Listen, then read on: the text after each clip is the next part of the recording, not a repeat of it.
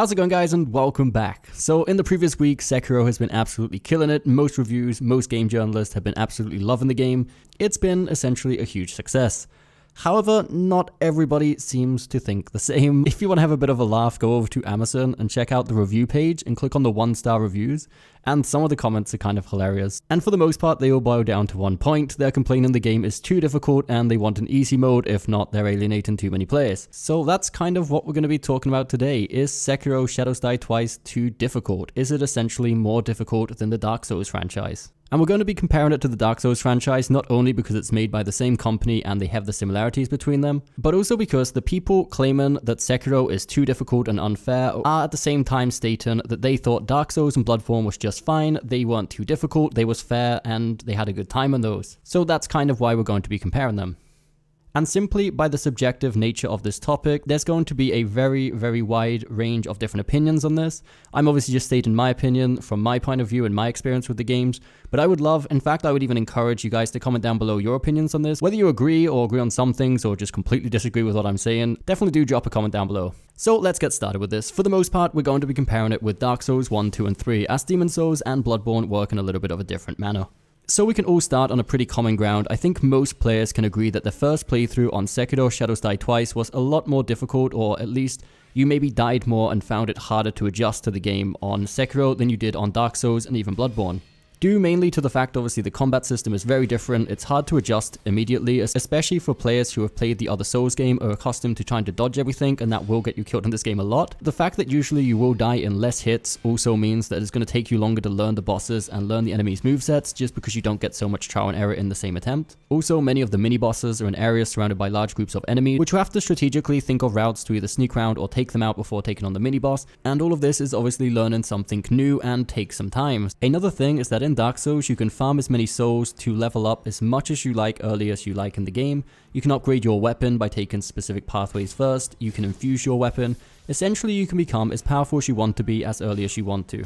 And this isn't really an option in Sekiro. While it's true you can farm skill points very slowly if you wish to early game, you can't really enhance your attack power to deal more damage unless you actually kill more bosses. Sure, you can take a different pathway and kill a different boss before you take on the boss you're stuck on, but you're very limited to how powerful you can be at each stage in the story. This joint with the fact that on Dark Souls you can maybe go, other than leveling up your stats, you can get some better armor or even better rings to increase your chances of surviving. And in Sekiro, you don't really have any of that. You're kind of just relying on the core mechanics of the game and your own skill to survive as much as you can. So the core difficulty obviously comes from the combat system itself. In Dark Souls, if you really think about it, it all comes down to one thing: when you have to press the roll button to dodge each attack. Essentially, every single attack in the game can be iframed by simply rolling through it. And while it's true that in Sekiro you can iframe some attacks by dodging through them, there are going to be attacks that you straight up can't block. There's going to be some attacks you need to jump on. There's going to be some where you're going to need to use Mikiri counter. There's going to be some you need to parry. And this is where most players are going to struggle. Let's take the Genichiro fight as an example. He has an iconic jump attack that after this jump attack in stage 2, there's 3 different things he could follow it up with. He can either do a poke attack where we would need to use Mikiri counter. He could do a low swipe where we would need to jump over it essentially, or he could do the reverse diagonal swipe from the other side where we could either block or try to get a perfect parry to deflect the attack. And that means essentially after that jump, sometimes you've got a second or less to react and decide which of those 3 things is the best option. And I will give in a bit on this, that it is a difficult part of the game and it does take some time to get used to. However, with that said, is it really as impossible as people are making it out to be? Is it really that hard to learn? So I think most of you who have played the game enough at this point know exactly where I'm going with this. The answer is definitely no. While it's true that there are more responses you need to take to adjust to the moveset of the enemies, at the same time, the enemies' movesets are a lot more predictable and you can easily distinguish of what attack it's going to be pretty quickly once you've done the fight enough times to see what move is coming. For the most part, quite honestly, in Sekiro, the attacks are a lot more forgiving than they are in Dark Souls. There are moves on Dark Souls where you have to be very precise with the iframes of your rolls to make sure you don't take a hit. But like I said, for the most part at least, of course there are exceptions to this, but you can be very lenient as to when you use the Mikiri counter. You get a bunch of frames to use it on where you can't get hit.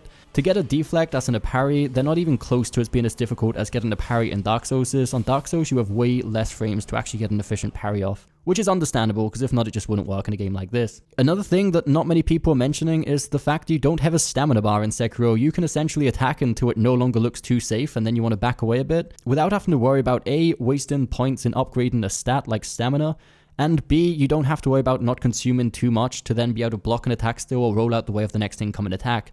In Sekiro, as long as you've got time to do it, you can essentially still do it. This allows you to play a lot more freely and fast-paced if you wish to.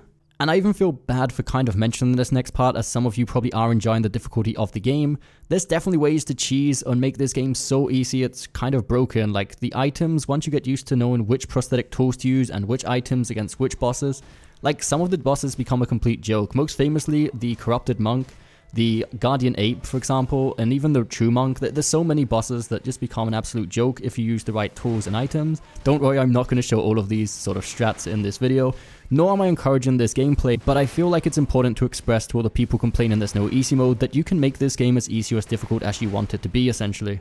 Heck, if you're having a hard time against pretty much any mini-boss, a strat of just running in, attacking, running away, once he's finished his attack, running in, hitting him once again and running away, like that'll work against more enemies than I'd like to admit.